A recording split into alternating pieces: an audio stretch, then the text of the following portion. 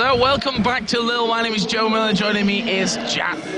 How are you doing, Jat, today? I mean, I'm doing good. We got off to a flying start. We were both so pumped. We've had a couple of little issues, but those seem to finally be resolved, and we're about ready to kick off SK versus Giants. Yeah, let's just kind of recap some of the things we went over. This is a huge game for both SK and Giants because SK is on the brink of third and second place. If they can move into second place, they have no risk of dropping into promotion or relegation. And they also get a bye into the split end season tournament. Giants is currently tied for 6th/7th place. So if they don't move up out of that spot, they're tied with Dragonborns. Then they are immediately put into relegation at the end of the split. So the race kind of starts now for these guys. Even though it's been going for the whole season, they're really starting to think more and more about this stuff. So that's just where they are at in the standings. So what's your opinion on this game as a whole, Jat? What do we need to see from both of these teams to kind of step up what we've seen so far? This game, more than other ones, I think, really depends on what happens early on in the game. SK is so emotional, and that is amplified by the size, the hype, and the energy of the crowd. For Giants, the same thing kind of goes, because when they fall behind, they really stagnate. It might not be the same type of momentum, emotional issues that SK has. It might just be a gameplay thing. They haven't practiced enough, and they're not experienced enough to really know how to make plays when they're behind. So if they don't start off well, they're in trouble too. So what about Champion Select? We'll be getting into that very shortly here. We've got some fairly obvious bans on some which may surprise a little bit. I think, you know, that Kennen is one that really stands out aimed towards Giants. So Giants really love Kennen, Ryze, Ashe. It'll really show what SK has planned if they're going to ban out Gym Bones or not, or if they're just going to go with generalist bans. Because there's not that big of a champion pool for Gym Bones, right? He hasn't proven to play many AD carries. Then also the fact, Giants has had 3 weeks to scout SK. We mentioned Giants has had 3 weeks off. SK hasn't had any weeks off. They went to the IM Hanover World Championships. They didn't have a bye week last week. They've played, I'd almost want to say, 8 games since Giants has just been able to look at them and just draw from what they've been doing. SK was first picking Jarvan in almost all of their games last week. Yeah. Whether Giants wants to take that away, maybe Morden in the jungle with it, or if they just want to straight up ban it, we'll have to see, because I'd expect SK to lock that in right away. And 3 weeks in the LCS, you know, is almost an eternity to create something new, to sit down, to practice it over and over and over and over again, until you really feel like you've got something nailed. So maybe Giants will you know, have a bit of an ace up their sleeve coming into this one. Right, especially since they're one of the teams that does have the gaming house in Cologne, Germany, I believe, right? So they have been able to practice it now. After the delay, crowd still has tons of energy. We are into Champ Select. So what are we going to see here? First ban, surprise, surprise, it's Kennen. Yeah, so AD Kennen right out for gyms. I wonder if they're going to continue to ban out those champions. Kale is also a ban for Giants. That's potentially an Ocelot ban. I know in some of the games last week, all 3 bans were targeted Ocelot. It's no secret that he really needs to do well for SK to succeed. Yeah, and we saw as well, when he's not on a comfortable champion, things can be a little bit shaky for him as well. His Jarvan game was not the best, right? It was much better when Hercubot was on Jarvan, and there's the Jarvan ban, since SK put so much importance into that. I wonder if we'd see an Ashe ban here. This would tell us exactly what they're going for. I'd expect like an Ashe or a Ryze. Instead, they go for Kassadin so early. That is interesting, because I've talked about a lot of these guys, and we have, like, at least on Leaguepedia, and I don't know if they're on the LoL eSports site, comprehensive stats of the picks and bans throughout the season. Kassadin's only been picked 10 times, but he's 8-2. And that's because teams last pick Kassadin. But what this tells me is Ocelot wants to play a champion that gets countered by Kassadin, that's why they banned it. Well, first pick has come in there as well. Shen, by the way, was the final ban, which not really a big surprise. He's banned pick pretty much 100% of the time. But the first pick insta-lock-in really for SK was Zed. And Ocelot's best game of last week was on Zed, right? So he was able to be aggressive, he was able to go all in, he was able to start team fights. And the coolest thing about this is I don't think Kevin plays Zed, but the potential is there for it, right? You can do Zed top, mid, or even in the jungle, like Insec was doing for KT Roaster B at MOG, and just destroying people with it, the carry jungler. So more and more and more, we're seeing these first pick champions in a lot of different roles. I do think that's an Ocelot pick, though. So let's have a look then what Giants are going to open up with here. Zyra, we've seen it played in the support role and in the middle as well. And for Giants, I almost feel like this is an extra pick. I feel like he's going to be the Zyra. It does leave him that versatility. Nasus, of course, something Hercubot picked up a little while ago. I like this start so far for Giants because Zyra has so much control that it would give Nasus time to run in and make something happen, and neither of these guys are particularly vulnerable to Zed straight off the bat. Well, let's see what SK drop in there. Volibear, he's been a very popular pick up until now here in LCS. Obviously, still plenty of time to have that one change, but because he is so highly contested, with that Nasus being taken away from Mercubot as well, it really wouldn't be a surprise. Volibear, Nasus, the Diamond Prox junglers that have now just become the premier junglers in League of Legends. Just like every jungler that Diamond plays. Yeah, next to Zooter. He was playing that in MLG. And Jat's a happy man about that. Just running in. I don't know if I love seeing Uter too much. He just runs at people and stuff. I like playing him because you feel amazing, but I'm not sure about that. So Lulu comboed with Volibear is quite nice because the Giant Bear running in with the extra move speed gets him that extra little gap close. I do worry a bit, though, about Hercubot's ability to close here. Running into a Zyra and running into Nasus' Wither. No matter how much move speed he has in, he's going to run straight into that route and right into a Wither. So it is a little dangerous picking Volibear into that.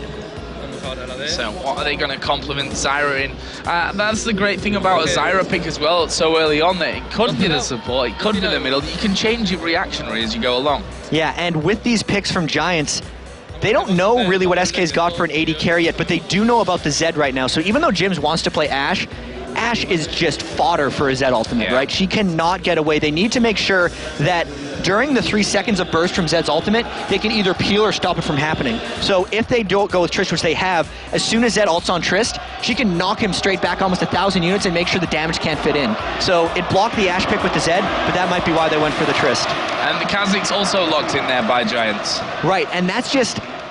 not sure where that goes, right? It could be mid lane, could be top lane. It's another one of those things, and I almost think that the champ selects are going a bit slower in particular because the players like pandering to the crowd. There's been Teemo chants at the end of every champion select all day for the amateur circuit, and I think we had a really brief one there, but they're not baiting them quite as badly as the amateur teams were. Are we going to see a Teemo pick though, Jack? Professional opinion? Professional level Teemo. Not yet, I don't think. But Candy Panda, if he picks Misfortune, would be very, very good. Misfortune has a really strong mid game and also lane bully early, which would potentially keep Tristana down. If SK goes with this composition, ooh, that means they're really going for a roaming, like, shut them down and then crush them victory. That means the Kevin is in the top lane with Zed. Nostal's got that TF.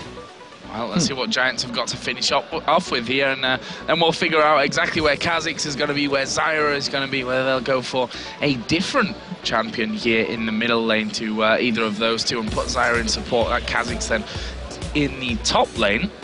Obviously, Tristana pretty much the only one along with Nasus that we can safely say where they're going to be at this point, certainly where they should be. Of course, the lane switches may happen, come in later in there, but as you can see, Giants, they are very, very focused in this one. Only the right decision is to be brought to the table in this. They need a victory here. Yeah, and all the puzzle pieces are about to fit in the next 10 seconds when they get this pick. Are we going to see Zyra in mid lane or support? I'd almost think they're going to go with something like Sona here to stop SK from diving on top of them. But they go for Ryze. So, yes, mid lane Ryze, his sweet spot champion, supports Zyra. This is a very comfortable Giants team comp, Joe. Was that almost baited in there? I mean, we know that Ryze has been banned against Extermin so often. This time he gets through. Kassadin was more of a choice for him. They didn't want Elise, and obviously that AD Kennen in there as well. Could that be a bad decision overall to let Extermin have Ryze in the end? I think it's a really good decision for Giants to pick it, and SK really just went for the risk. Ocelot was more afraid of Kassadin. Ryze and Kassadin really Extra's two main champions, so they took out one. We didn't notice it till the very end. So looking at the team comps, Giants, really, really good late game. If they get to that point, SK's in big, big trouble. Tristana, Ryze, Nasus, and then the cleanup from Kha'Zix will be so, so huge. You look at SK, though, and they have extremely strong laning and great ganks from Volibear. So it is about SK getting ahead early, and it's about Giants not letting themselves fall too far behind as they try to stall out the game.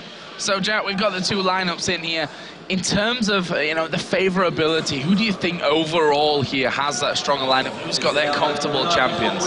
I think SK is on quite comfortable champions if they can pull off their combos, right? Just if Zed and Twisted Fate go at the same time, so if Ocelot and Kevin have their synergy worked out, they will be incredibly potent, and they will be able to punish the laning phase of Giants, because Giants has a weak laning phase coming in. But on the other hand, you know, for Giants, you've got, as you said, the knockback from Tristana, the root, the wither. You've got Rise to lock them down there as well. It's going to be hard for them to get on top.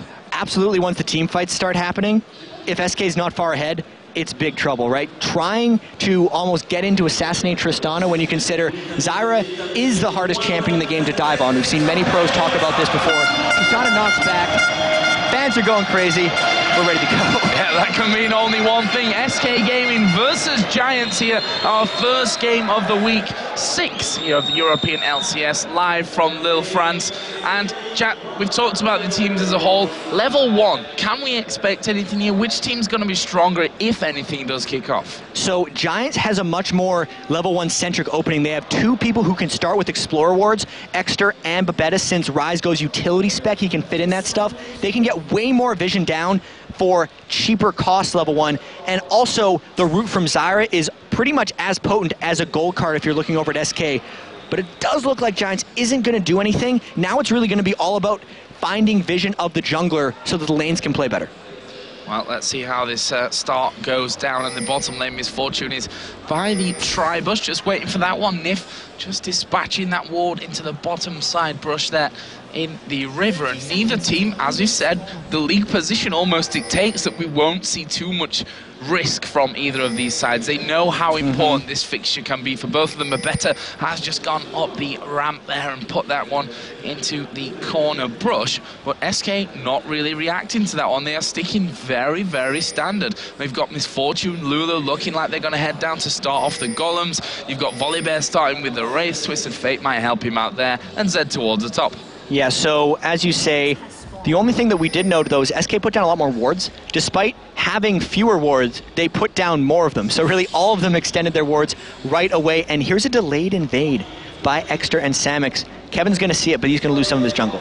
Yeah, Kevin going to spot Samix coming around the corner. Actually, Samix has not checked in there early on. He will finally go into that one. They'll have a bit of a bash at each other, and Kevin will back away. Samix will head back up towards that top lane as well, and not too much action to be had there. We can see that Giants just started off by their blue buff, having a little bit of help from the AD carrying support. SK doing exactly the same on their red buff. And we get to see standard lanes. So this is actually not something we've seen much of in the LCS lately. Candy Panda Nif in the bot lane against Jims and Babetta. This is the reason, like, a lot of times purple side wants to, or red side wants to initiate the swap, but Jims and Babetta are just more confident brawling out against MF, which could be a bad choice because the first level 2 is big like that. Yeah, getting up to level 2 there. Candy Panda already putting down around about half of Jim Bones' health away. And if we look towards this middle lane, Twisted Fate versus Rise. Talk us through this lane. Who's going to have the better, I guess we could say, pre-6 phase, because then Ocelot obviously is going to be wandering more. Yeah, I think Exter needs to fight Ocelot if he wants to get out in this lane, because right now, all Ocelot wants to do is shove out Exter, run Rise's mana down, and get him weak. If Exter's going to try to fight him right now, a gank would be there from Volibear. We could actually see a collapse of all the junglers together as Morden is going to walk right into Hercubot. Oh, he actually just walks back there, and I don't know if that was a bit of a mind read going on, but he just said, no, I'm not just going to phase check that bush, I'm going to walk away. Hercubot now showing himself here somewhat. He's going to charge in there, but of course Extermin is well under range of the tower.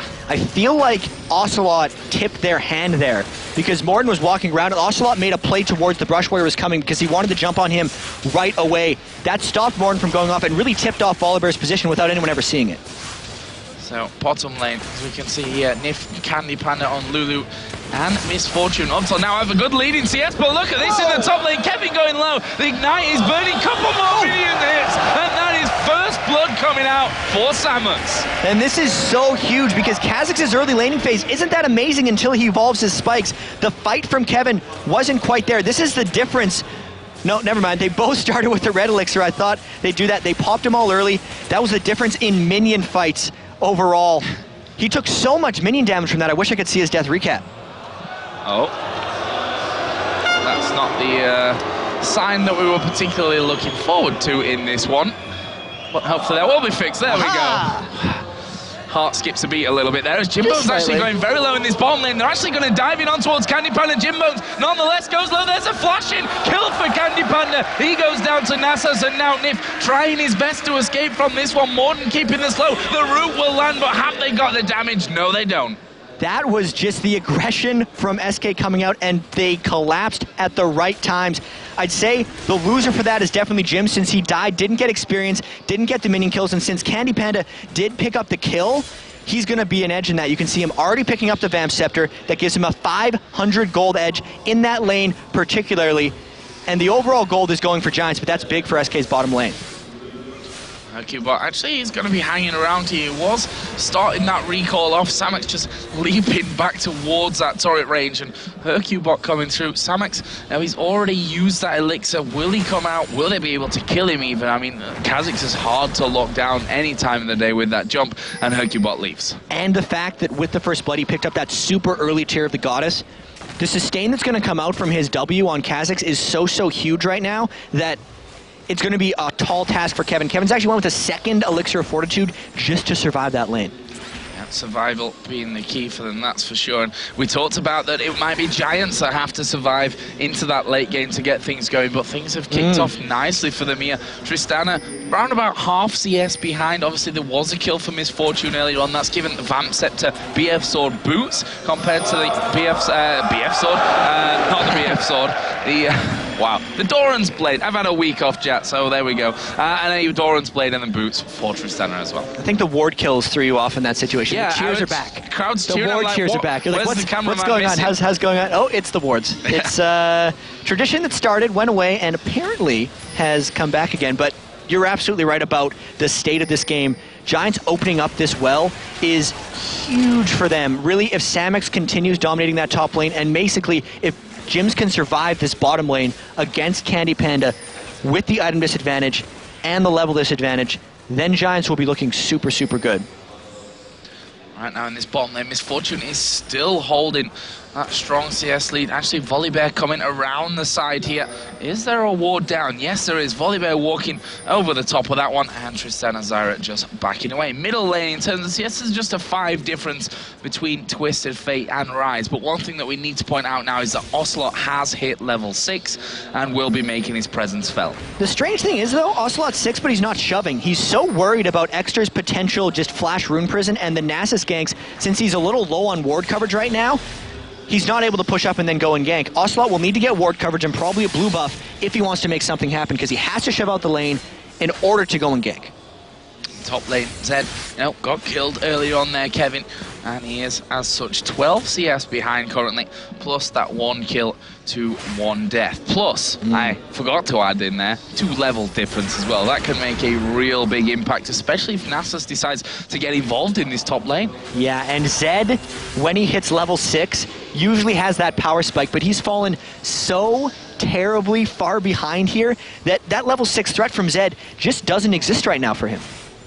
There is blue buff going to be given over towards Extermin. That's going to make him all the more potent here in that lane. As Ocelot actually just putting his ultimate down here. He is going to come in towards his top lane. Samex is going to leap, but will he be able to escape it? There is the teleport for Extermin as well, and Ocelot may just be in a little bit of trouble here. Actually, they've focused in on towards Kevin. Ocelot flashes over the wall. They stay safe. And that was just the teleport being traded for the TF ult. So many mid laners you see bring the teleport so they can follow around. And Ocelot went up there without really much items or too much threat that the counter teleport from Rise actually made Ocelot burn his flash, which is just taking the pressure off the rest of the lanes. This is looking pretty good for Giants still.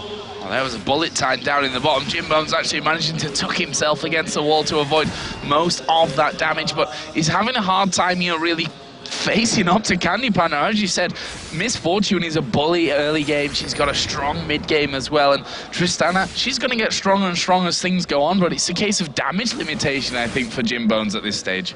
It's just a matter of him not doing much on Tristana. Like, Tristana already has the weak mid game before you even fall behind in the early game, so it's so difficult for him to stick around. If SK wants to focus on something, even though we see Hercubot running up in the top lane, I actually feel like they should be focusing on keeping Jim Bones down. Instead, they're trying to shut down Samex, though. We'll see how this works out. Well, Samex, of course, did get that first blood. They're going to go in towards that turret. Morden will be coming up towards his top lane here via the Tribush to cause some problems for him. Is he going to put that Wither down and go in? No, he's not. He's just happy to have his presence felt and force SK to think again about trying to take down Samex. Yeah, I kind of thought they were going to fight there, but Samex's ultimate on Kha'Zix was not quite off of cooldown yet, and he was sitting on 1,600 gold, so he was like, just come up here, Morden, so they don't dive me. And then I'm going to go back, and then we'll beat them. As you see, he's now running back to lane, and Nasus is holding. You can see here that Jimbo's actually starting to push this lane out a little bit, but just one quick combo as they are going to go in on towards Morden. Hercubot tanking up the turret. They're going to go for Morden. He will put his ulti on, and there is the kill in the end, just about from Kevin. Hercubot survives as well. So that's the window that Kevin really wanted, and it's kind of funny because that's what Samex was afraid of in the first place, and then Morden stuck around, thought he was strong enough to not be dove, and they just dove him anyway. They're like, well, yeah, we're going to 2v1 dive you and take you up, because that's the power of the Zed ultimate. Once he hits that level threshold, bursted him down with the last tick of the ultimate, and hey, maybe they've gotten Kevin back in the game a little bit. There is another route coming down onto Candy Panda, but they can't really stand and bang with them here. You can see that once Nif and Candy Panda actually push out from one of them being rooted, the damage is much in their favor, and that's something they need to be really, really careful of, especially if Volibear happens to be sniffing around at one of those occasions. As we know, we talked about it earlier, Nif 81%, I guess that number's fallen a little bit now, to be honest, considering that first blood, that kill in the top lane. But he was coming into this match, 81% of kills for SK so far in the entire season. He was involved in some way. So I think that's going to continue here, Joe, because there's both junglers running down in the bot lane. There is pretty good ward coverage, but just with Bebetta's position in this brush right now, he's pretty forward. You can see Morden's going to be coming in from the back. Hercubot's gone away now here, so if Bebetta lands some kind of route, we could see a potential fight from Giants coming in, but I actually don't see much of this working. I don't really know how Giants are going to close out a fight here. No, they're backing away. Yeah, backing away from that one. Not wanting to get too involved again. Candy Panda stepping forward. This bottom lane being a hotbed of action as we get a quick pause here. See what the issue is with that one. Yep. Well, hopefully it's the audio. Hopefully the audio issue remains resolved and it's not come back to haunt us here. It's amazing these guys have really stuck it out early in the game. Like Giants, they are down a little bit in gold, but the start, considering their late game power, is really, really strong. And you know, they really just want to play the game, I think. Yeah, and I actually was talking to the admins a little bit last night, and there's some interesting stories come out from their perspective, which of course we never really get to hear about, which was some of the pauses that we've had so far, around about the 20 minutes time. I'm not going to mention team names that this happened to, but it's quite interesting the fact that they played 20 minutes, and after 20 minutes they realized that they had no sound. That just shows you how concentrated they are in the early games, listening to their teammates about what's going on. Only when things settle down they realize I can't actually hear anything. It's kind of like the little things that you don't realize until it's gone. Like, I don't remember playing without a mini-map sometimes. No. It's like a mini-map. Playing Tetris once. And I couldn't see the upcoming blocks. And I was like, why am I so bad at Tetris today? I couldn't pull anything off. And it's like, because I can't see the upcoming blocks, I need to refresh the page. Same thing with sound, right? Yeah, and because of the concentration level of these guys, especially at level 1, where, you know, a false foot in there when you're sticking a ward down or what have you, as many players have found out, both at every single level of the game, can cost you. As a whole there, we can see the guys from Riot Games and the admins behind them just making sure that everything is good. Seems to be a problem with sound there maybe for Ocelot, but we will be going on here in just a couple of moments. You see that Giants remain in focus from this one. Not too much chat, mostly coming from Extermin there and Morden, to be honest with you, in terms of the calls and saying, this is where we're at, this is what we need to do. And they're very, almost, I expect more ganks from Morden normally, but he's on Nasus. He's normally kind of a mid and top lane camper, so we get the ready from the players. I think we're going to be going back into the game very, very shortly, and he's just in control right now, right? I think Giants just needs to stay calm, not panic, and really almost not even try to make plays if they want to come back in this one. So I can see why they're that calm if they're still in that mindset. So let's get back into game then. The players on pause in this one. Quick rundown of where we're at this point. Approaching 12 minutes, 2-2 in kills, 15.6 to 15,000 gold. No turrets taken down as of yet, but are we going to see any more action onto this top lane? Both junglers are top side of the map. Kevin actually having that red buff on at this point as well. Obviously, from a little bit earlier on, this could get interesting. And you can see by the ward coverage of SK that they're really trying to focus this top lane. They have one in the brush that Samus is in right now, so they can go. Here we go. Flash going to get the toss over as well on towards Samus. Can they get the damage in there to take him down? He's below half. The knob there coming in from Hercubot just to finish things off. And that was a brilliant move out of SK. This is clearly the focus of SK. They knew that Samus came ahead of the game early, and they're just trying to punish him now. Working out pretty well. They're going to get this turret, despite Morn being up there. They're backing it away. They want to keep killing him, I think. Yeah, they'd rather camp things out and really get that going, as we have another slight pause in there as well. Ocelot once again got his headphones off. So hopefully it's not too serious of an issue. There's certainly plenty of help for them there from the different departments here, the admins, IT guys and what have you. So any problems should get sorted out early. You can see the spirit's still high here.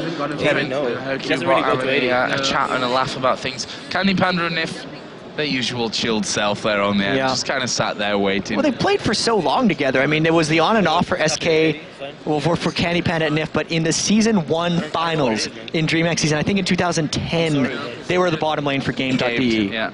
And it was like, okay, they're still playing the game together. They've been here before. It's a true bromance, you know. They had their time where they split, but fate brought them together again here in SK. They had to come back together, man. It's destiny. You can't leave someone after that long. You know, if SK breaks up and in Season 12, they're going to be playing together again. It's like John Stockton, Karl Malone, basketball reference. I'm sure you have a football one as well. I'm sure I could pull one out of somewhere, but right now my brain's not functioning on that level. So hopefully we shall get things underway. And, you know, Jack, these pauses, how do you think it affects the players here? And, you know, obviously there's different situations. One team's ahead, one team's behind. Who does it favor? If it favors anyone. I think it definitely hurts the team that is running into the issues. It's really hard when you're on fixing a problem, you're mad that it's wrong, you're blaming it on your loss, and especially SK, who's an emotional team. I mean, we saw that shot of Ocelot right now. I don't know what the issue is or what he's complaining about, but he is very much just like, I can't play the game, and apparently we actually have to replace a machine for Ocelot, so the emotional leader, who is the most swingy, has to get a new computer in the middle of a game. That's a disadvantage to SK, I have to say. Yeah, and Ocelot standing up there to get out of his seat, and this is where the team manager can really come in handy to keep these players calm, especially, like you say, someone like Ocelot. If he gets angry, it's not going to end well, really, for SK in this one, but Giants hardly flinching. They are calm and ready to keep this one going. Obviously not feeling too much pressure at this point of the game, but hopefully we don't have too long of a pause here with Ocelot's machine just being swapped out there. It gives us a little bit of an opportunity to look at the different things that we've got going on here in the game, the items up until now. We're 12 minutes 40 in there. As I said a little while ago, it's about 1,300 gold currently lead for SK Gaming. Right, we do have to be a little careful not to... Oh, never mind, we're not going out to the stream. They can't hear us. We can talk about the game. This is awesome. Okay. Yes, normally we have to be careful not to talk about the game during technical issues because the ESL players in the studio get the feed going out. But this time, you're absolutely right. It is a 1,300 gold advantage, and I bet you SK doesn't feel it yet. I think they're coming back in the game a little bit here. They've gotten some kills, but because they fell behind early, because Kevin's been hurting so much, they might think they pulled even now after killing Samus, but I don't think they know they're there yet. Yeah, and actually Kevin is just a smidgen of gold behind, actually, in the end. But on the other front, it's actually looking really good. Ocelot, 300 gold ahead. The CS in the mid lane is very, very even at 160 to 105. Bottom lane is where the real outstanding difference is, though, at this point. 107 to 84 CS in favor of Misfortune. Almost 1,000 gold. It's around about 800 gold lead right now at this point for Candy Panda. And this is why you pick the Misfortune against the Tristana, because this is where Candy Panda has to be beating Jim. So it's a lane that's actually kind of going according to plan here. As you can see, the crowd's still super far behind Hercubot, but Candy Panda really going to have to pick it up soon. He's sitting on 2,400 gold right now, so he's actually not bullying gyms that much. But when he comes back, he should definitely look to get very aggressive. Yes, he shall be hurting a little bit, that's for sure. In terms of items, what have we got here as well, Rise? Moving up towards that Rod of Ages, pretty standard stuff in there. Got the tier in there as well to get that stacking. We got the Sheen plus the blasting one in there for Ocelot, so he's got the workings of that Lich Bane going up. And Exter, with his Rise build, he's the guy who really started the double Rod of Ages trend. So he's going on that first Rod of Ages, but as this game moves on, I really want to see how Exter builds out if he gets enough farm for the double Rod of Ages. And I liked an awesome comment I saw with how much SK gets crowd support when Ocelot was kind of standing up, raising his arms, everyone went crazy. Said he had a lot of crowd control. I like that one. That's actually a good one. I'll give props to whoever that one was over on Reddit for that. But other areas of the game, one thing that we've kind of touched on, but not too much in terms of where they are currently, is the junglers. 47 to 58 CS in favor of Nasus. Both got a Kindle gem in there. Spirit Stone picked up for Nasus. Boots on the other side. Kindle gem, Madrid Razor, and the boots for Volibear. I'm liking this jungle trend. Everyone just goes for Lock of the Iron Solari. Makes your gank so much more potent. I see both of these guys going straight for it. They just want the CDR. The only difference here is that Hercubot went for a Madrid's Razor on Volibear, where I was watching Diamond Prox's Volibear as well over at MLG last weekend, and he would pretty much always go for a Spirit Stone. So it is a little bit of a different build, and I know it's kind of hard to follow since we're not in the game and we can't see these things, but Hercubot's Volibear is maxing the W, which for Volibear is the execute at the end is called Frenzy. He's got 4 points in that right now, and it increases your attack speed, which is why he's go for Razor. But when Diamond Prox plays Volibear, he goes for a Spirit Stone and maxes his E, which increases the slow and increases the damage of the slow area. So they're building to match their skill usage, but it goes to show that even at the pro level, there's two different ways to skill up Volibear. Yeah, and that's always great to see. I mean, let's be honest, 3 or 4 months ago, no one was even thinking about Volibear, so to have that variety coming in at this point as well is a fantastic place to be. And Ocelot, as you can see there on his screens, is now sat back down, and we should be ready to kick this one off in just a second. I can actually see that he is loading back in, so we will be able to get things going forward. How much of a lead does SK have at this point, Jack? I think it's small. I think any lead they have right now is imaginary because they have much weaker late games. So they're up about 1,000 gold, and they need to really create the lead from here. They have the stronger early game champions, but the lead doesn't matter for them. The gold lead actually isn't that going to be too important throughout this entire game. It's all about the game time and the clock. So Ocelot loading back in then actually will reconnect, and we should be able to get this pause off in the next couple of moments here. One thing that I don't think we did touch on was the fact that there's Brutalizer now added in there for Kha'Zix, along with that tier that he picked up after getting his first kill, the Cutlass over on the other side for Zed. And this is the Zed item. I mean, a lot of people sometimes ask, like, why does Zed rush Cutlass or Blade of the Ruined King? And it's because during the 3 seconds of amped damage that happens during his ultimate, you pop that active of the Blade of the Ruined King or the Bilgewater, and it will hit again near the end of it with the extra damage. And we're back. There we go then, back into game. SK Gaming versus Giants. A 1,300 gold lead up until now for SK, but we'll see if they can get those plays into action. Ocelot back into game, feeling a lot more comfortable, hopefully, and does, in fact, have his ultimate available. So if he so wishes, Destiny could create some openings here for SK, but if we look at the minimap, it's looking like Giants are attempting a dragon.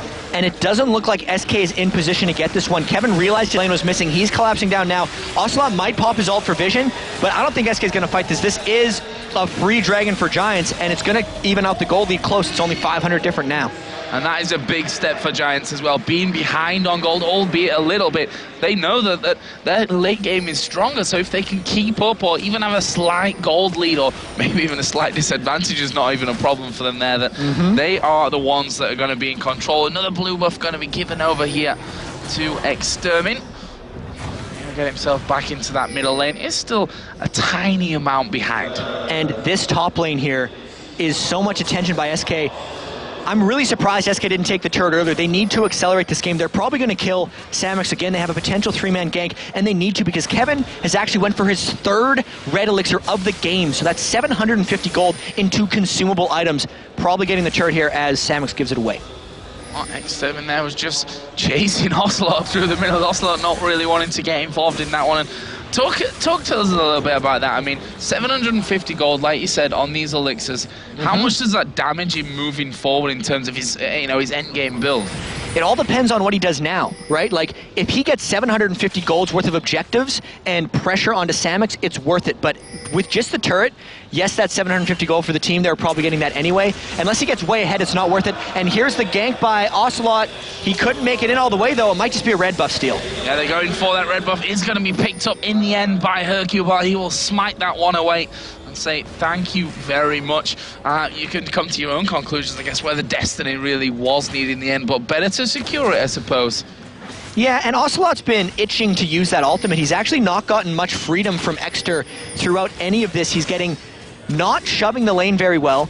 He's just now going over for blue buff, but Morton's actually waiting in the wings to try to screw this up. Let's see if SK can mount a counterattack. Well, Morton was just stood on top of a ward literally 2 seconds or so before that had actually timed out. So SK knew that he was there. Ocelot will then be given this blue buff here once he finally gets in there. There we go, tanked up a little bit by Hercule bot at the end. But as we just saw the AD carrying the support, to touch on them again, because that lead is still quite major, 143 to 119. Jimbone's not been having too much time to free farm in that one, but overall, I guess he's not going to be as far behind as he's starting to look like earlier. He is only 25 minion kills behind, and that's how far he was behind like 6 minutes in the game. Yeah. He's held it out just fine, as you said. He's still down 1,000 gold, or about 900, and the Bloodthirster versus no Bloodthirster is huge. But unless SK can actually do something about it, Jims doesn't care. If they're not fighting, he's fine. And obviously does have that mobility. If things get a little bit sticky for him, he can get himself away as Nif will take the damage. Let's see, Glitter Lance down, that will slow things up, but the fact that Babetta has that route, even the ultimate, should he need it to protect Jim Bones, who's got that jump away himself, also running Flash. I don't think we really touched on that earlier on. He's relying on that mobility that Tristan is going to have to keep himself alive there. And the lane just continues to be a farm out. It's a little weary of SK not making anything happen. I mean, Ocelot's ultimate is about 8 seconds away. There's actually a teleport from Giants. Giants trying to fight. Wow, they're going to go for this one. Will Jim Bones jump in? Extermin going to get slowed there, and in the end, couldn't quite make it. And how does this set Ocelot up now that they know that teleport is down and he can't be followed? This is really big. I mean, instead of using teleport to counter, they used it to try to aggress in a lane that wasn't even ready to make a play. I do not like that play from Giants. And now Ocelot is in position to make a play. Here he comes. Here we go. They're going to go in towards Samux. He comes in behind. Samux going to jump over the wall there. And actually was the flash that he used, obviously jumped a little bit earlier than that one, but he's got away from it, and the possible embarrassment that could have been caused from that one has been averted. He just got away. I was worried about SK getting chased down by 3 members of Giants, but as soon as you saw Giants try to make a play, they just got punished. They're going to lose that bottom tower. The Flash Baller Bear was so close to getting in there, and Giants can't, it's as foolish as it sounds, Giants shouldn't be trying to make plays yet. Yeah, 2 flashes being used. When you get 2 flashes so quickly after each other, you know there's trouble for someone, and well, Jim Bones able to escape any possible problems there. But that leaves SK 2-0 pin turrets, and it doesn't look like they're stopping just yet. They're going to go in for that inner turret in the bottom lane. Ocelot going to try and defend in mid. And this is the play that SK's been trying to make for a while. See, every time Giants moves around and tries to get aggressive, they're losing something else. That's 3 turrets they've lost, really off the teleport Exter gave, losing the pressure there. But they are trying to get some damage down onto this middle turret, but between Nasus and Rise, they just don't quite have enough here to finish it, probably in the next 2 waves, especially with Ocelot there, and a wild card, which once it goes straight through, if he actually hit it, would clear those minion waves straight out. Ocelot rushed a Lichbane too, so he's looking for the move speed on the ganks.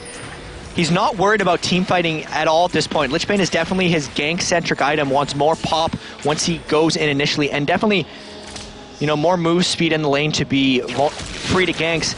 They are getting a bit of pressure on this mid turret. They got it about a third, and now that they've killed the bottom turret, it looks like Nif is going to come up and support it as well. The teamfight phase is getting closer and closer, and this is going to be pretty soon SK's moment to shine. So the question is here, we talked about how good Giants can be in those teamfight situations. Yeah. Is the game far enough on for them to have a chance? It's really at a really close tipping point. I'm not sure yet. I think if Jims gets to a big item, like if he can get to his Infinity Edge, they may turn the corner. If they can get, you know, the Rod of Ages on Exeter is already there. They can get just a few more items, they'll be in a better position. The crowd's here, getting excited about those ward kills going in. Yeah. It's like, I'm just talking what's happening, what are we missing here? But it was just the ward kills as Giants here making a play onto this outer turret in the middle lane. There are 3 men there for SK. The bottom lane will be coming up here to try and support things as well. Giants wisely will back away from that one. Actually, the ward will just time out there. And now's the Dragon, so this is a testing point of whether Giants wants to wait longer or whether they think they're ready to play. Oracle's from Nif, so we're going to see plenty of crowd cheers with or without a fight, but Dragon's going down here. Giants trying to pile in, and this could be such a big fight if they decide to go. Dragon's getting low. Giants starting to work their way in. Dragon is going to be taken there by SK Gaming, but Hercubot was trapped in there. There's the Wild Growth coming down. Kevin going to take down Extermin. Hercubot is still alive, will finally be finished off. Kevin, though, is mopping up here. He's done a ton of damage. Morden will actually dodge away, but can Mabetta escape? He flashes away. Ocelot teleported in, and Mabetta is still running, and he will escape that one. Ocelot didn't close on anyone with his destiny in that case, but oh man, Morden's caught. Yeah, Morden did so well to dodge earlier on to that finisher from Zed, but, well, Misfortune tracking him down there in the end. That will be 7-3 for SK, plus the Dragon, Jack. Dragon, turret, 4 for 1. Everything went SK's way. They got the objective control, and they won the team fight. So Giants was not ready for that one. They piled in kind of sloppily. They dumped everything onto Volibear, and the timing of Nif's Wild Growth on him to allow his passive to actually tip all the way up on Volibear was really, really key. It forced so much focus from Giants away, and that's a big lead that just exploded for SK.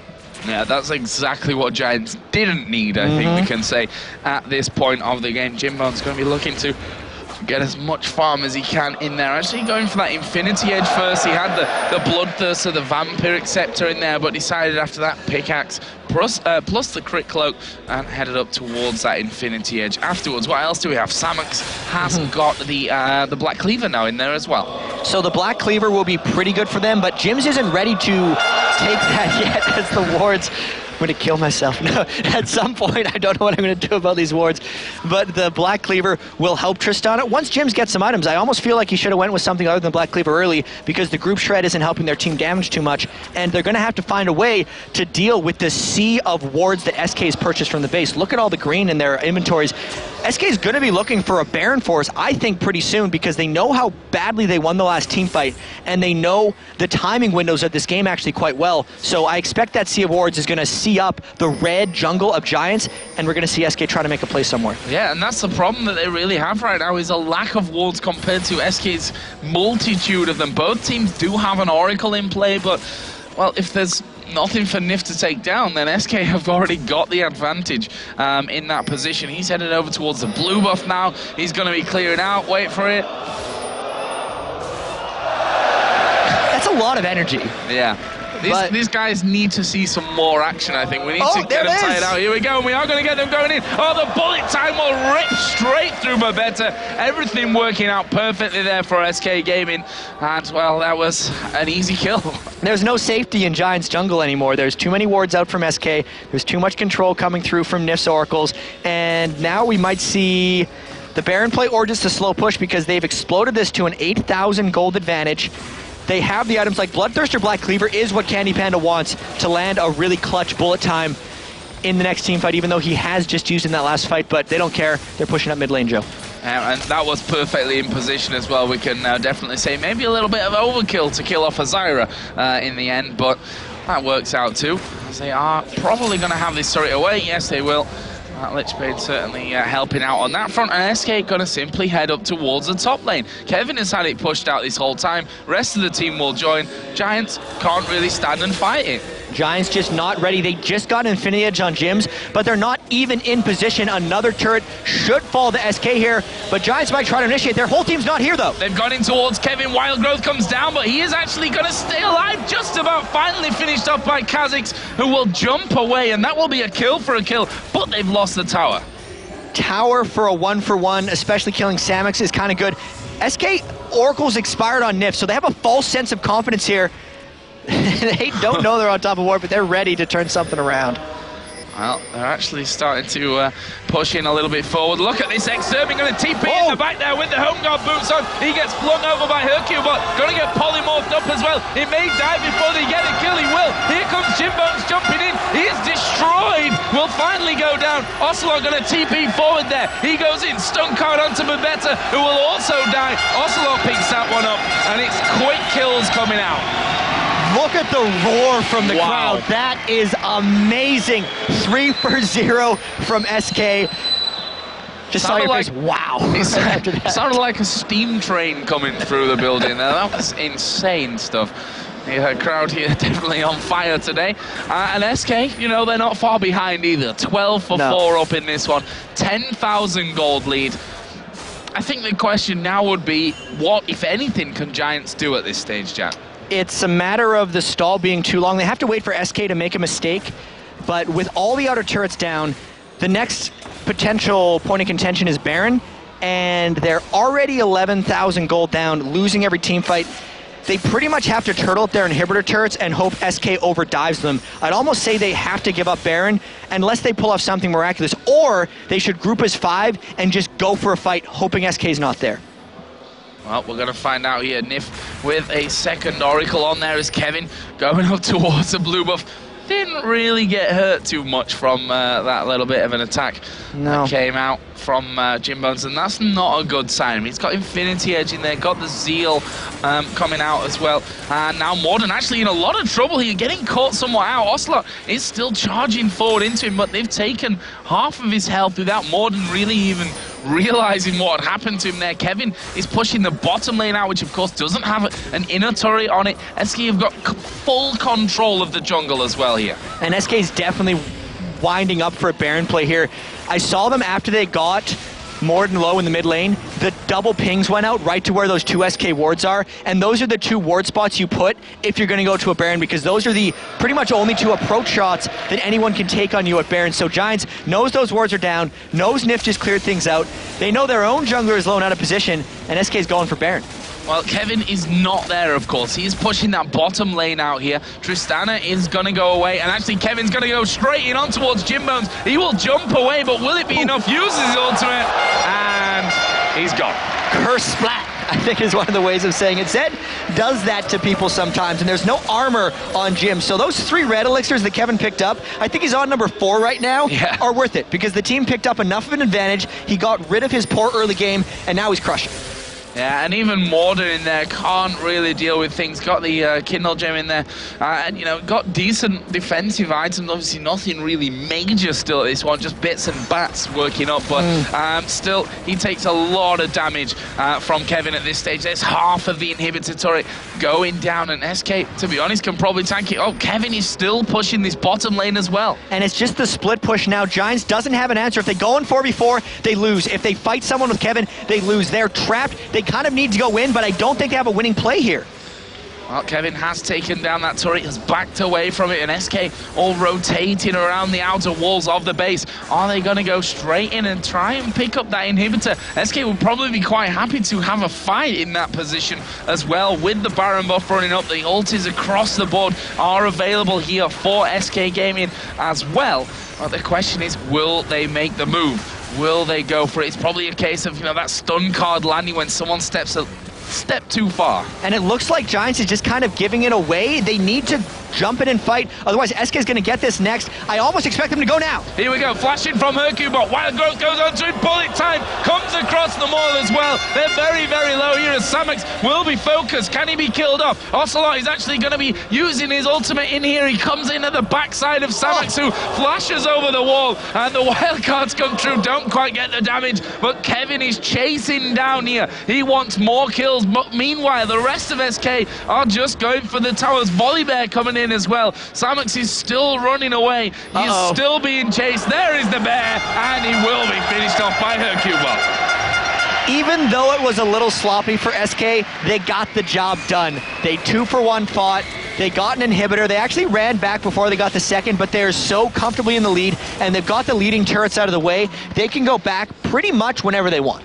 Yeah, and the fact is that SK have in the past had leads that they've thrown away. I'm not sure if we've quite seen one this big being thrown by them, but, you know, when those things happen to you, part of your natural instincts in other games where you have a big lead is to be very, very cautious about how and when you finish off games. And SK's been so cautious about pushing in the right angle so they don't get backdoored. Luckily, they have every single turret up right now, so they should be safe to go in. They're thinking that they can probably go in and end the game. They don't care about the backdoor. It's padlocked right now. They got barriers up against it. There's nothing going to happen, and I think they went back to base. They've gotten their items.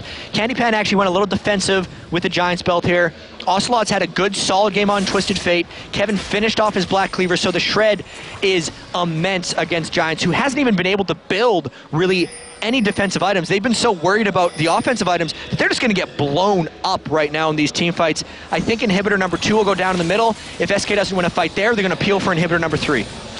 So Morden again just taking a burst from a couple of men. SK moving in towards that second inhibitor in the middle lane. Zyra plants will be just a mere distraction as they get that one down to half HP. Hercubot's quite happy to tank up the Void Spikes. Jimbone's almost down to half HP from a single Q. Auto attack as Extermin does go in there. Here comes the Zyra ultimate. Will knock Candy Panda up as they pull Morden away from him. Candy Panda gonna back away and SK turn things around. Morden is gonna be a dead man. Jimbones gets stunned up there. There's a bullet time coming in to finish, but Kha'Zix jumps into the middle of them.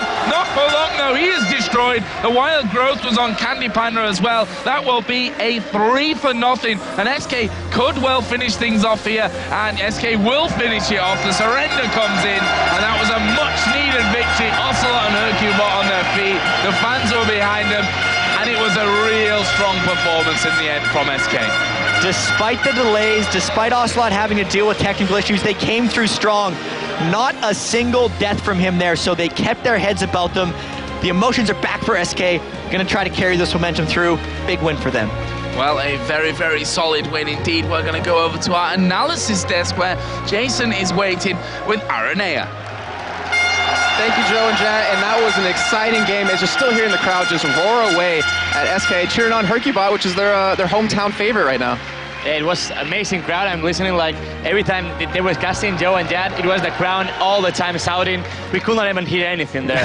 Yeah, the thunder amazing. We kept hearing, and not to mention every time a ward was killed, I look over at Jet and he's just like twitching. He's like, ugh, bad memories of the World Finals. It was really, really annoying. Like every kind of wars, they use like gel every match, and well, it was a really nice match to be. All right, well, yeah, speaking of the match, we had SK versus Giants, and we have to talk about how the game kind of progressed. You know, talk us through how it kind of went on early on and how you kind of expected the game to go based on compositions. Yeah, early on, I didn't expect Kha'Zix to kill Zed like they did. It was a 1v1, and Kha'Zix ended winning that 1v1 with the minions, but then like in the bottom 2v2, MF destroyed Tristana. It was so advantage for MF, and they snowballed that bottom lane so good. And also, it was like minutes 15, something like that. They were equal in kills 2-2, but they had 600 goal advantage, SK, and it was only for the TF passive. Yeah. That 2 gold per every minion, it was like 300 minions total. That was the 600 advantage from SK, and they keep snowballing in that top lane with the Bolivar, and then with the Drake teamfight, it was pretty much everything. That Drake teamfight, it ends up so good, and Kevin did that perfect teamfight with the MF ultimate. Well, speaking of teamfights, we have a replay for you. We'll give you a little bit of context about what's happening. It is the second dragon of the game being done. SK was going to be taking this one.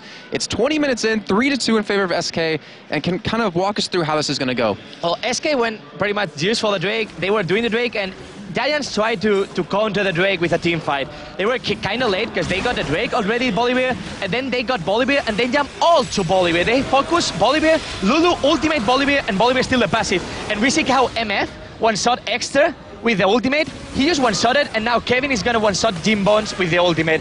They just played perfectly, Kevin and MF and Candy Panda destroying them, and now we see like Nasus has to run away, Kha'Zix is dead by TF on the Dragon Pit, and now they try to get Zyra with the ultimate by TF, but Zyra's going to flash away. They could not get Zyra, but still, now we're gonna see how they try to get. Yeah, that was really funny. We were watching that. We're like, oh, is that gonna happen? As he tried to escape by teleporting away, was caught by the minions, and then we had Candy Panda actually chase him down and kill him. Yeah, it was kind of lucky because probably like MF passive make him kill Nasus at that point because it was really fast MF, but well, it was kind of lucky. And then we actually had one more replay we're going to go to in a second, as I just set it up perfectly for us. And it was that little bit of an interesting bait top lane where they were standing on a ward. We had SK, 4 members of them just sitting on top of that ward. And we'll give a little bit of context as well as we go into this. 9-4 in favor of SK. They're up 9,000 gold at this point, and it's 24 minutes in. But this was kind of like a really deciding kind of play. We saw Giants throw everything they could at it. I mean, we saw Exter, he teleported in from the back, try to create something, try to make a play happen, but fortunately it didn't work out for them. They were really behind Giants at that point. Like 9K gold is so behind. And they tried to do something. They get 1-for-1 set for Kha'Zix in the top lane before the team fight, and now we come in with a team fight that Exter is going to try to teleport in the back, but I think SK saw that teleport, that spiral, you can see it on the map, and they saw him, and they just go on full on Ryze. They destroy Ryze. Tristana tried to get TF or MF, but he wasn't like, he was full HP. I think it was MF, so he got destroyed as well. Well, we're going to just get the replay up just so you can walk us through it. And actually did have a ward back in that tri-bush. They did spot him come in as well, just like you're mentioning. Yeah, they were expecting to try to initiate with the Zyra E that he could get the 4 of them, but they have no chance to get it. Now we see like Ryze going in, but they go full on Ryze, and Ryze get 1 shot in 1 second. Now we'll see Ocelot flashing away, Ryze will flash away, and Tristana will jump for Ocelot, but they have no damage. They have... Real quick, why did actually Exter flash over that wall? Because he was pretty much 1v5, and was he really going to chase Ocelot down? He could not kill him at that point. He thought he could one-shot Ocelot, but it's impossible with Lulu and with all CC, with Bolivia and with TF. TF went for Lisbon, and I think after Sonias, so it's not tankiness at all, but it's some HP. So you can one-shot Ocelot at that time with full HP. Yeah. Well, let's finish up this replay because a lot still happens, and I wanted to continue. I just wanted to stop you for a quick question. If you get the replay up on your screen, you can kind of finish up how this whole team fight happened. And yep, there we go. It was like Ryze flashing for TF, Ryze died, and now Jimbo tried to kill someone, but they realized that they can't get anyone. Jimbo flashed away, died by MF, and now TF is gonna get Babetta. I think Modern survived this team fight, but it was pretty much like game over at this point, 10K ahead, and pretty much nothing Giants can do at this point. Yep, damage was done. And we're gonna go ahead and go over to Shocks with a member of SK. Amazing game. You played an amazing game. Your entire team played an amazing game, Ocelot. So I'm sorry we just had a little hiccup here. But how do you feel playing in front of this crowd? Are you enjoying it? Well, it's just crazy, you know. French crowd is just crazy, you know. What can I say? Look at that, you know. It's incredible how we actually want this to become a sport, and crowds like this one make this, let's say, dream closer, like way closer. So all can I say is applaud to them. Great. Good applause here. We, of course, also have John Veli, Hercubot. Give it up for Hercubot, you guys.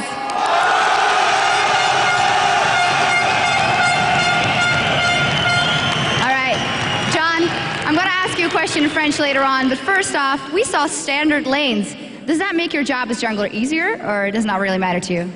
It's not really matter. I'm comfortable in every situation. So I'm fine. They are trolling me. You can answer in French. Huh? You can answer in French if you want. I'm French. Do it. I'm French. What? Answer in French. Answer in French. Speak French. Oh, I can answer in French. Yeah, Ah, bah c'est plus simple d'un coup. Okay.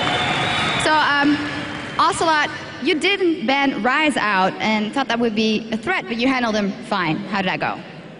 Like, we knew that if we don't ban Ryze, they will pick Ryze. So we actually pick a hero that is maybe not the best hero against Ryze, but it's actually pretty fine, which is TF. And we just guessed like every lane and the jungle, and we'll just do better than good, like always. And that's what happened. And I don't know, there's nothing I can say. Like, all of us played really good. This guy played really good. Everybody played really good. It's an awesome team, and I'm really happy playing with them. Absolutely. So here, Kibot, qu'est-ce que ça vous fait de jouer ici devant tant de spectateurs français?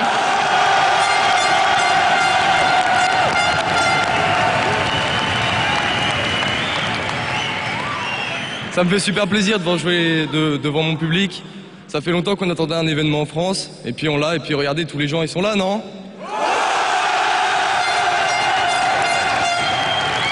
Okay. Some final words here for the crowd, Aslan, John. In French, you mean? Okay. Look at that. That's crazy. Okay, thank you guys very much. Okay, going up against Gambit later, wish you a lot of luck in that match as well. As for us, I'm going to remind you of our Twitter question. Which amateur team would you like to see in the European LCS and why? Tweet your answer at LOL eSports, hashtag LCS. Same if you may have any questions for the casters. Okay, the next game is going to be Evil Geniuses versus the hometown favorite AAA. Of course, it's going to be a rematch as AAA beat EG last time around. Let's see what they have to show us after the break.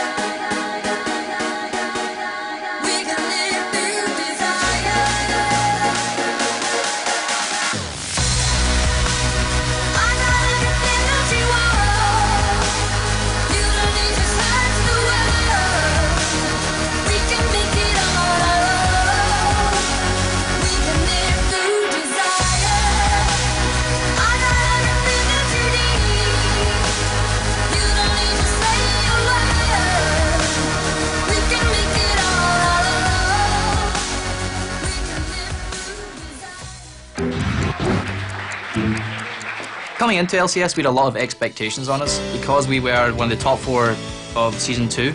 We lost 6 matches, mostly against teams we should have won against, but that just proves that European LCS is really, really strong and everybody can beat each other. If we can do a strong week this week in France, we can say we're doing well.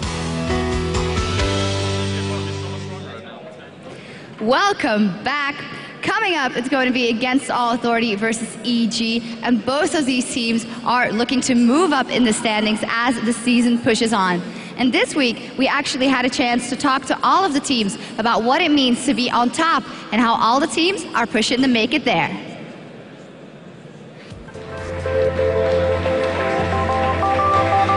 Getting first in LCS is a big deal. Everyone wants to be first, everyone wants to be on top of the ladder. We managed to do that, but the pressure was a lot for us. We couldn't prepare against any team, and we just simply underestimated Copenhagen Wolves, which were last back then. Nobody wants to lose to the 0-9 team, so everyone is like, oh, we don't want to lose to Wolves, and we have nothing to lose. Like, we could only win, pretty much. We only had something to gain from it. You imagine you want to be at the top of the leaderboard, but that means every team is going to map their strategies out for you. Because if you're the #1 target, people are going to cheese you, people are going to whip out unconventional picks. You could see that in the game against Dragonborns. They ran Soraka, AP in Italy, bot lane, something that hasn't not been seen before in the LCS. While that not maybe the key part of their victory, it does show that they're ready to innovate, they're ready to catch the top teams off guard. Same way Fnatic did it with the Soul in Blitzcrank. I think I prefer always being the team to beat than being the underdog. Some of my teammates don't really agree with me, but I actually like it. Like I like being pressured. I like knowing that you are the one that everybody's looking at. So that creates pressure into us, and that makes us train harder. That makes us have a positive mindset about it, and actually I love it. The first place is all the time good because it's just like shows that you can win everyone, that you are winning, and if you hold the first place, if you get the win streak, the enemy teams will be afraid of you, and like if the enemies are afraid, they will just like, okay, they're first, it's fine losing to them, and if you got that mindset, you will lose. All of the teams in the LCS are really hard. If you cannot underestimate anyone, and I really enjoy playing against hard matchups. It's more fun. The key part in the LCS will be having a reactionary playstyle rather than just trying to predict what people will do, because you can never do that 100%.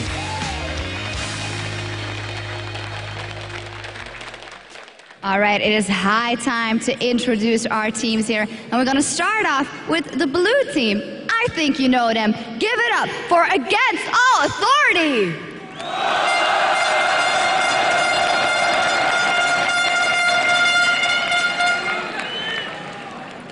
And on the other side, it's Evil Geniuses.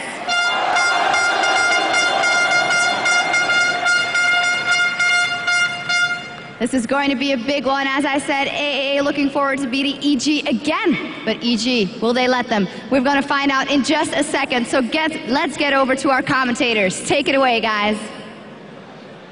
Thanks a lot, Shocks. We're going to be moving into our next matchup of the day, AAA versus EG. These two teams are tied at 1-1 in terms of their games, obviously, against each other. They're right next to each other in the group stage as well, and it's almost as if we're repeating ourselves here again in terms of the positional play. But this is important for both teams in terms of who's going to be pushing up there and who's going to be slipping back. Yeah, it's the 4th and 5th place. They have exactly the same number of losses. I don't know if you mentioned that just now.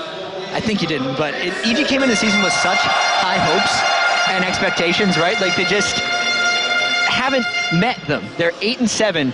They used to be COG EU. COG NA actually fell to 8-9 last night. Hopefully EG can hold off from the same things, because EG just hasn't really adapted to the Season 3 changes very well.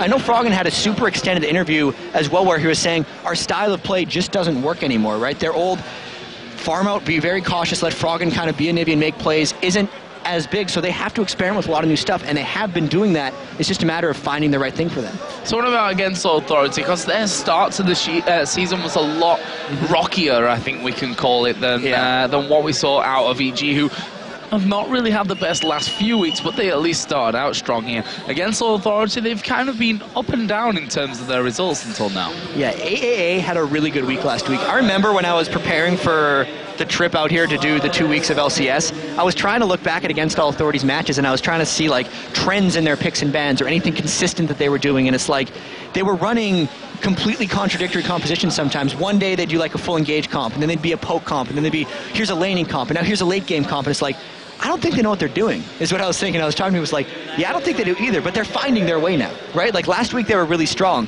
They kind of have that identity now. We talked with Corralius in the interviews as well, and it's like the objective-based, try to get one play going and then grouping around it is one of the things they do. And they certainly have the skills. I mean, they themselves were a team that they said it's a miracle that we're here in the LCS in this first half of the season. But actually, they've got some really amazing individual players. It's just taken them that time to get things rolling as a team. When they've not had the house, they were every single night actually in the ESL studios. I remember doing other shows for different games where I was there till 11, 12 at night, and as I'm leaving, someone's in the building. What's going on? And it was Against All Authority there every single time, practicing. So they know what they're aiming for here. It's just about whether they can find the groove. Yeah, we'll see if their mindset gets them into the victories, because as you said, it was a miracle to them that they made it in, which if they go in with that mindset, the losses they had at the start of the season wouldn't detract them very much from trying harder. They're like, we're a new team. Yep. We're not expecting to win immediately, and they're getting better and better. And I mean, if they can beat Evil Geniuses here, they'd essentially pass them in the loss column and have a real shot at making it past them. Like, we do talk about kind of the top four, bottom four in NA a lot. The same thing does exist a bit in EU, because you have Gambit, SK Fnatic, and EG, and then the rest of them, right? And if we start seeing the breaks in that, like we maybe started seeing last night in NA as well when Vulcan beat CLG, it's happening, and it's happening at the same time, which kind of tells me that the lower teams have had enough time to practice now that they're really starting to gel and become a threat. Yeah, they get into that kind of point, the tipping the scales, I think we can call it, get in there and really causing a few problems for them. But EG, you know, we've said that they've not had the best of times lately. I think Shock's opened up with, last week we saw EG winning again, which is something that, you know, it was called a slump, it was called a rut, it was called all different kinds of names to describe that kind of drop-off in form. But was it really that, or was it a simple case of the other teams having EG's number? I think it's definitely a combination of both, because way back, if you just think about EG as a team, they are standard and they had the same play style. So they can fall in a rut because teams are countering their play style and because they can't adapt, right? Like they had the formula last season so they could adapt to all different kinds of play styles and just kind of absorb it into their slow game farm. But if that doesn't work, they have to find a new thing, right? And they just haven't gotten there yet. Yeah, and that's the problem I think that they're facing here, EG. I mean, I think they were the first team to actually get a gaming house set up and running in Cologne, which is quite an interesting thing, considering the fact, like you said, they're still struggling to really find their way almost. It sounds very spiritual and what have you, but you know, the way that they have to play in Season 3 is very different to that style that EG taught us almost back in Season 2. But yeah, there's still lots to come here, and I think they're fired up. They were here early yesterday, actually, to check out the venue. I think the only team that came in yesterday after they drove here from Cologne. All of the teams had a big bus in together. They came here to check things out, to see really what to expect, and I think they're feeling quietly confident about how this week's going to go. And this is the venue that they're used to, because in Season 2, Evil Geniuses, back when they were CLG EU, probably played more live events than almost any other team. They were constantly all the European circuit, all the European qualifiers. They made it to the finals of the OGN. I think it was summer at that time, might have been winter. It was the OGN season that they were in. The OGN season they did very well in, and they are so used to the big crowds, right? This environment, and that could be their edge this week a little bit. Yeah, and we can't ever forget, we talked about in game number 1 with Ocelot and his crowd control, and Hercubot in there as well as kind of fan favorites, but EG, you know, as a whole, they are pretty popular guys here. I mean, when the teams came up onto stage, they sat just off to our left-hand side here. The fans actually crowded around the stage. There's 2 security guards there making sure that no one was jumping up on stage to try and get photos and interviews. They are a very, very popular team here. On the other hand, Against All Authority are a French organization. They are one of the more long-standing French organizations in there, with the likes of Millennium and what have you. They have French players on the lineup as well, so they're going to have a lot of backing. I'm interested to see which way the crowd sways in this one. If I had to guess, I would say it's Evil Geniuses, and it's just, I saw them before the show, and like Snoopy and I think Froggen were actually just like signing autographs, and there's just huge mobs of players just around them. This is like during one of the amateur games, which the fans were actually super into as well. That kind of draw that they have. I know Snoopy's got like 70,000 followers on Twitter. Like the star power of these guys, even though Against All Authority has like the home crowd feel, I do think it's EG, but I see what your point is with the Against All Authority being the home crowd. Well, I think either way it's going to be loud because, like you said, EG, lots of fans. But if the home team Against All Authority here can make some kind of big plays and calls or what looks to be an upset, then the crowd's going to be behind them either way. So either way, the crowd's going to be loud, and I can confirm that the air horn still has plenty of juice left in it. It was still going there after that last game, so he'll be making another appearance for this one. And just to confirm, a few guys on Reddit were right. It looks like Joe and Jack are sat in front of a green screen there, and there's no crowd. We're actually here. These people walking by are, in fact, real people. I guess it's the perspective because we're right on the floor with them, so it's like, I don't expect to see 1,000 people straight behind them. Well, let's have a look at the two teams then. You know them for sure, of course. For Against All Authority here first, they're going to be on the blue side this time around. We have Freddy122, Virtual, Schleyer, No, and Corralius. And for Evil Geniuses, we have Wicked, Snoopy, Froggen, Yellow Pete, and Crepo. Yeah, two fantastic teams here. EG, of course, the most known out of the two of them, but Against All Authority, they're starting to make a name for themselves. They've beaten EG once already in the tournament, which is, you can't take anything away from that. They're a dangerous team. It was during the week that Fnatic got upset by Copenhagen Wolves as well, and Freddy122 is one of the key players for them here. His Renekton play, as well as, is he going to go top lane or is he going to go mid lane? Because him and Schleyer have been swapping back and forth quite a lot. Teams do key on Freddy122, so his play will be very key, whether he's up against Froggen or whether he's up against Wicked. Well, let's have a look at their opponents in this one. Evil Geniuses, and speaking of Renekton, this time around we've highlighted Wicked. Both of these guys, the most played champion is Renekton. It's crazy. They love the standard play, and it tells you the type of player that Wicked is. He likes to control his lane. He masters the few champions that he's really good at, like Aurelia, and he just goes with that. Currently, that champion for him has been Zed. It was Malphite for a little while, but it's moved to Zed. So his play also, surprisingly enough, in the mid lane or in the top lane, because last week he pulled out a mid laner as well. So these guys going up against each other, if they do end up meeting, even in the mid lane, is very key for both these teams. Yeah, really excited to figure out how this one's all going to go down, because we can probably expect some funky changes in terms of positions on the map. But what are we expecting to see? I think this is a real hard one to call. It always seems to be. When you think about what is Team X gonna ban out against EG, there's so many possibilities out there. I know, and the teams do usually go for Froggen. Yeah. But that's changing a little bit, right? Because if Froggen is playing Malphite now, you're not really sure what to go, but it's Anivia and it's Lux. And the strange thing is during Anivia's struggles, so Froggen's struggles so far in the LCS, they've been letting him play Anivia. Yeah. And that's because he'd actually kind of stopped practicing it because he was never expecting it to go through. And he was talking to me earlier, he's like, I'm practicing Anivia again because now I can play. And he had a huge smile on his face. So Anivia and Lux are his two big ones. And after that, I don't know what you ban against Evil Geniuses. Probably Thresh for Crepo. Yeah, that Thresh, he is still a real game-changing champion, that's for sure. And there is Against All Authority on your screen. See Schleyer there in the middle, Virtual, and then Freddy up on the end. Which positions will Freddy and Schleyer be playing this time around? We've seen them all over the map, to be honest with you, and in different positions there as well. And Virtual, for me, has been one of the biggest surprises, actually, of the European LCS. Obviously, he came in when Linak was not allowed to play anymore, and he had a lot of weight to carry in this team. You know, he'd come straight in there, they'd not had much practice with him, but he really has stepped up to the plate. And it's another one of those miracle things for Against All Authority. They had to replace their jungler right before, and it's just been about him meshing with the team, right?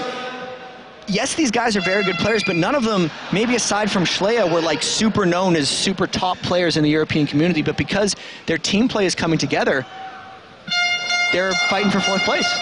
And there is the horn. Yeah. the fans aren't cheering with it this time.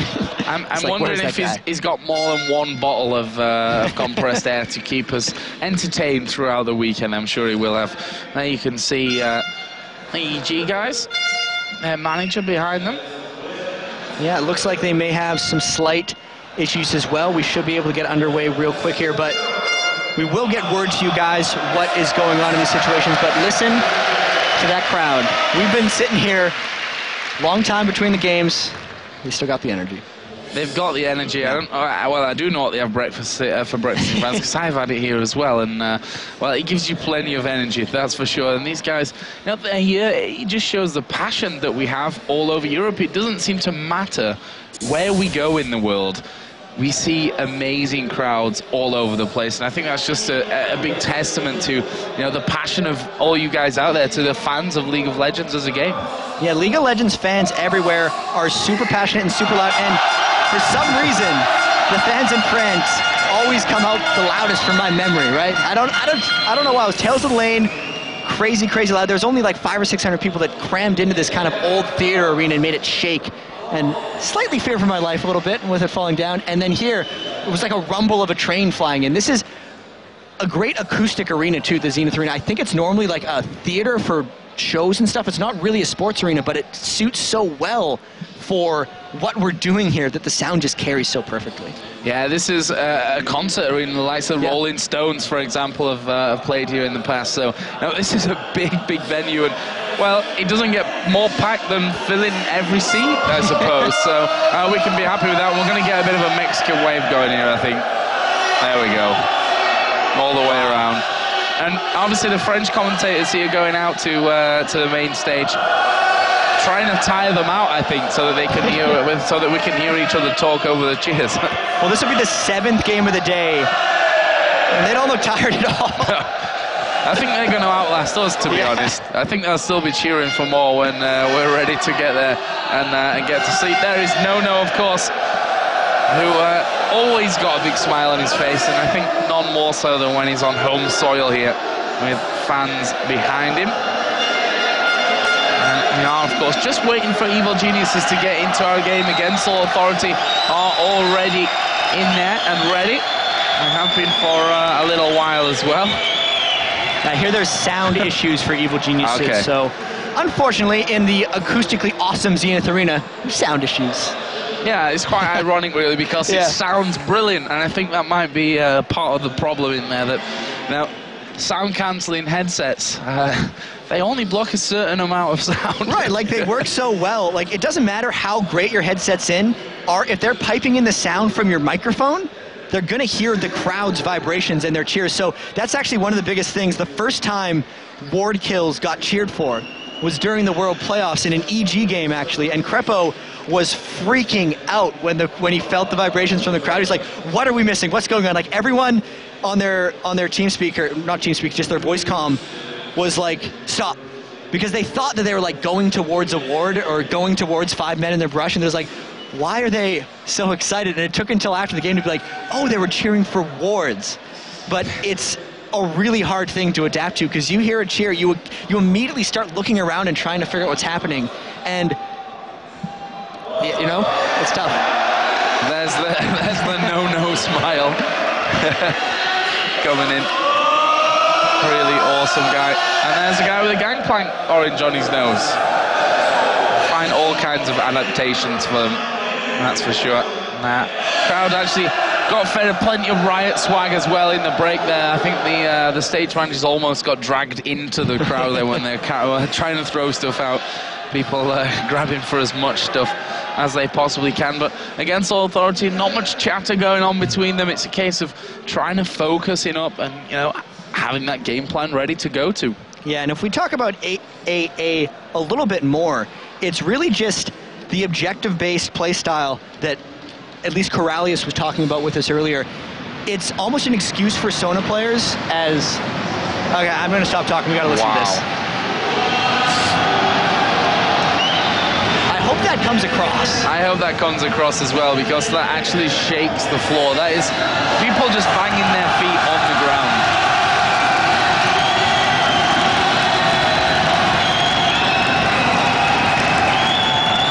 And is between games. In the game, they all just sit there like, oh. I'm What's tired. this? I want to get to the post game so we can all get on camera here. As you can see, the energy is flowing. And just a great atmosphere. As I said, I think this is a good time to mention it again. We do have tickets still available for tomorrow. So if you are anywhere near Lille, I'd say if you're in a 5-hour drive even of Lille, it's going to be worth your time to get down here. There's a lot of seats. I think it's a 4,500 seat arena here. Tomorrow we'll have, you want to get on camera, feel like you're going to break the stage just stepping on the ground, then you can get over here. So, against all 30, as the crowd mellows out. I almost feel like I want to just watch and listen to how the crowd doing. I mean, the French guys here, as I said earlier, I'm a little bit jealous that it's not us there on the speakers, but the French shoutcasters here off to the side are doing a brilliant job of getting these guys fired up. Absolutely. And there is a bar as well, which definitely helps. It's just a full-on arena for this. Like, it's equipped to handle the crowds of this size. So I think Evil Geniuses is starting to come into the game. I want to know what's going on. Yeah, with the crowd, actually. Sadly, my French, as I found out here, is slightly lacking, I think, in terms of language skills. I'm not quite up at the level that I have with German at this stage. So I struggle to understand what's being said most of the time. You can see there Crepo looking slightly confused, but he was actually in the game here. In fact, he's just sat in the spec. So it looks like EG starting to filter their way into the game, and we shouldn't be too far away from getting things started. There is Freddy122, the lone Brit here in the LCS, except me and Demon. Demon loves talking about his Brit brethren. There's like I'd say the lonely Brit, the lonely Englishman, because Snoop is Scottish, so technically he is a Brit, which I shouldn't offend entire Scotland by saying that they're not. In Britain, of course they are. But yeah, EG are getting themselves in. Apparently, Crepo's having some problems with static noise. I think that might be the crowd. I think there's going to be static noise throughout this whole thing. So Corralius for Against All Authority did give the excuse almost. It's a tactical excuse for Sona's missing their crescendos. He says all he's trying to do with crescendos is hit the most important target. So when he only hits it on one person, that was the most important target.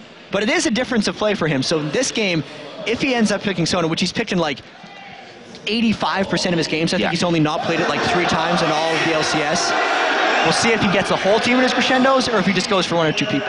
Well, I remember analysing a game a few weeks ago by now where we kind of, first of all, picked on the fact that he'd missed some real crucial crescendos, but the one that he landed ended up winning them the game. So that could have even been against Evil Geniuses. It's kind of melted into one awesome time here, LCS, up until now, but we have seen some great games and a lot of Sona, as you rightly pointed out there, for Corralius on Against All Authority. But we have been told that just to come, we should be able to start off our second game of the day. Don't forget, we'll have 5 games today, and then tomorrow the best of 3 Challenger Series final between Alternate and MYM. That's going to be a cracker, definitely worth getting up early for as well. Followed by then 7 LCS games tomorrow. Yeah, and just talking about the amateur circuit a little bit, especially in Europe here, those are some really, really strong teams. Like MYM was expected by many to make it into the LCS. They got knocked out, I believe, in the very last set against Dragonborns way back in Warsaw when we did the qualifiers. And Alternate was in that crazy group of death with Giants and Fnatic. Actually, Fnatic almost got knocked out by Alternate of the entire LCS. Like, if that game would have went a little bit different, we wouldn't even have Fnatic in the league. So the strength of those teams in the amateur series is going to be really, really strong. So if you're thinking of watching the 7 LCS games tomorrow, definitely check out the amateur games right beforehand as well. Yeah, because this is MYM and Alternate. They're both 2 teams that could definitely stand and fight against the teams that we have in here. Just as I mentioned that, my point was, we could have not had a Fnatic in the league, but at the same time, that would have meant we had Aranea not as often on the analysis desk. That was at the point where he's trying to take pictures of us here at the side, and his camera's flashing, and he actually doesn't seem to know what he's doing at this point, which is, I suppose, nothing new from this. But EG are slowly but surely crawling their way into the server. We have 3 of them now in the game. Unfortunate technical issues, but I mean, I feel like the energy of this place should carry it through for these guys, and if any team is used to dealing with long delays, it's Evil Geniuses. I mean, they, for some reason, when I'm cashing these games, they have issues, right? The World Finals, even last week, their game against Fnatic was when we ran into the internet problems at the studio, and now they got technical issues as well, so I love talking about these guys. It happens a lot.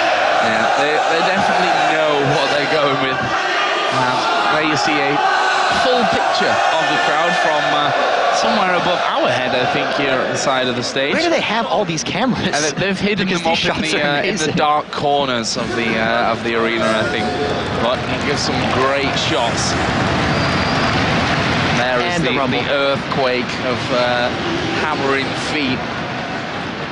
Really can't stress enough. In fact, you guys at home are probably really annoyed at us at this point because you're not here and not able to do that, and we keep going on about it.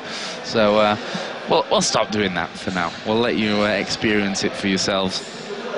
But yeah, running into a little bit of time issues here. Obviously, we have the arena all night, so we'll get there, that's for sure. But on paper, Jack, EG are going to be the favourites coming into this game. What's he going to take from Against All Authority, just judging by what you've seen from them before? What needs to change from them? What's been good from them, even, that they shouldn't change? I think their laning is actually is what they focus on. So during the picks and bans in this game, they're going to make sure that they try to outpick Evil Geniuses in lane, because even though Evil Geniuses is trying to remake themselves and become a more dynamic team, even a more aggressive team, and they do get more kills than people give them credit for. We were looking at the total assists, and I believe it was Crepo was like 3rd or 2nd on the list of all supports, so they do create aggression, but teams still look to beat Evil Geniuses in lane. And Against All Authority, since their game style and their overall thing is objective-based play, they can't make plays to get objectives unless they're stronger in lane necessarily. And that's really the only trend I picked up on going through all their games throughout their entire season. They love to pick to win the lane, and then they worry about the team play later. Yeah, and that's one thing that we kind of pointed out from them, is that they've had strong laning phases early on. Wolves were another team that had a similar problem, which was closing out the games. When they got to these advantage points, they couldn't quite give it that extra oomph to get over the finish line.